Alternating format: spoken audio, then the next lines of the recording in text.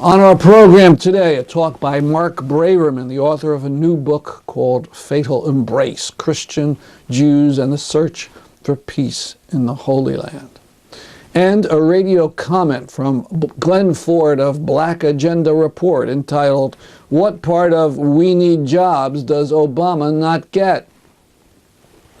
First, Mark Braverman. He's a clinical psychologist since 2006. He's devoted himself full-time to the Israeli-Palestinian conflict. He's the executive director of Holy Land Peace Project, an interfaith ecumenical organization.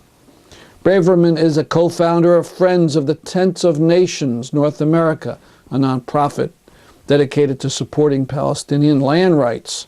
He serves on the board of directors of the Israeli Committee Against House Demolitions USA and the advisory committee of Friends of Sabeel North America.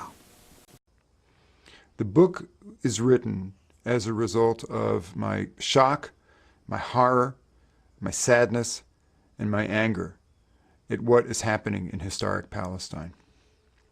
What I saw in the West Bank on that summer was my people, in my name, supposedly to keep me safe, dispossessing and humiliating another people. I saw that it had been going on for generations. I saw that it was continuing. I saw that there were no brakes on it. And I realized that is why there is no peace. I knew that until we Jews looked in the mirror, saw what we were doing, and decided to stop that there would never be peace, there would never be security for my family in Israel, there would never be justice for the Palestinians who have lost their land and are being driven off their ancestral farms. I saw all that. I realized it had to change. My own particular concern is about my faith community, my people, the Jewish people, and the deep, deep trouble that we are in.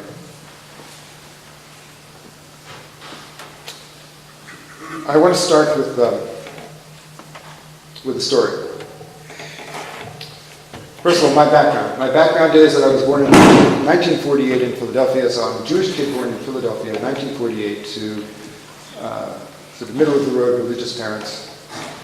Actually, my mother was religious, my father had no use for it, but they were both very, very, very committed to the Jewish identity. But if you're a Jew born in 1948, post-war in the United States of America, you are raised in an amalgam of rabbinic Judaism and political Zionism, and it is impossible to differentiate between them. I was just talking to someone earlier, I think it was John, and he said to me, can you explain something to me? I went to a funeral in a synagogue, and up on the pulpit, there's a flag of Israel. Can you explain that to me? I said, it's very simple. Yes, we pray to Israel. Literally in the liturgy, 3 times a day. May God bless the state of Israel, the first flowering of our redemption. So I was raised with the belief, being told that I was blessed to have been born in a generation where my people had been redeemed. And it was a story of heroism and bravery. And this was the story that I grew up with. In 1948 was the War of Liberation, literally, in Hebrew. The War of Liberation. And it was years later that I found out that there was another story, and you'd be hearing about that story.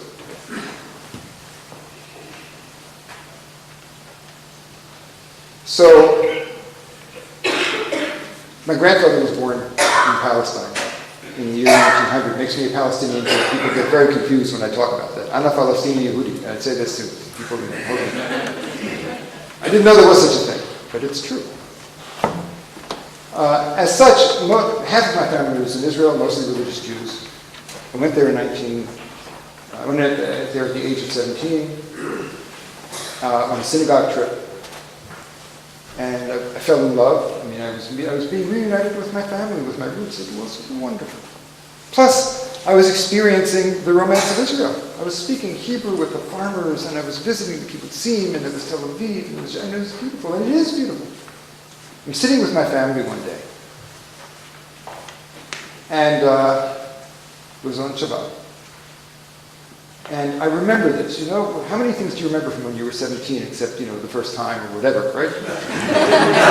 This sticks in my mind, right? They're talking about the Arabs. Now, it's 1965. I grew up in Philadelphia, Pennsylvania. I know racism when I hear it. And I said to myself, what is this? This was not part of the story. And a seed was planted. I said, something's wrong with the Zionist dream. And this is going to come back to bite us. This is not going to work. I knew this.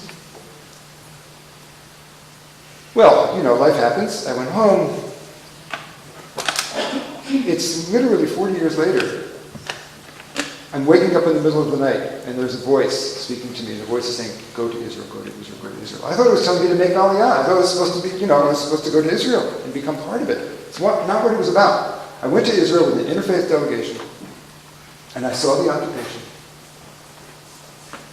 And it broke my heart, and I didn't know whether I could be Jewish anymore.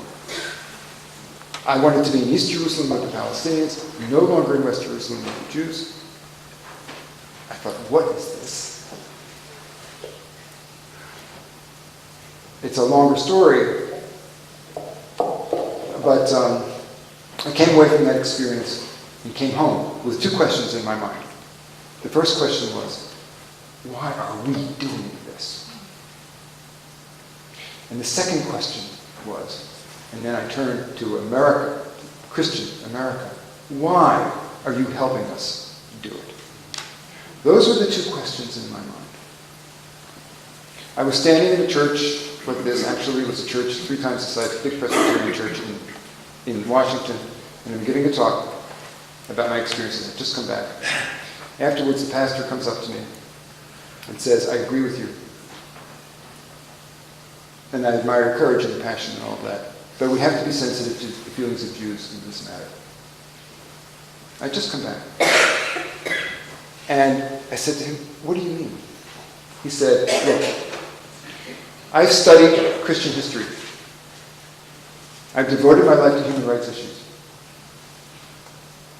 As a Christian, I feel responsible for the Holocaust. Anti-Semitism caused the Holocaust. And I work with an interfaith group, imams, rabbis, pastors, been working on human rights issues, global human rights issues for 25 years. It's the most important part of my ministry. We don't talk about Israel. Now, does everybody here know what the word chutzpah means? Okay, so my Jewish pedigree is intact. I just met this guy. I looked at him and I said, Pastor, you have to do something else with your Christian